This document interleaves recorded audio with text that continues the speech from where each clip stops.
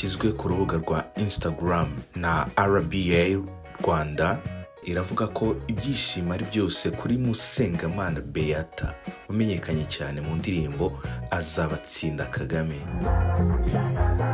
Iyo nkuru ikaba ivuga ko yahawe inzu nshya yubakiwe n'umuryango wa FPR Inkotanyi mu karere ka Kamonyi.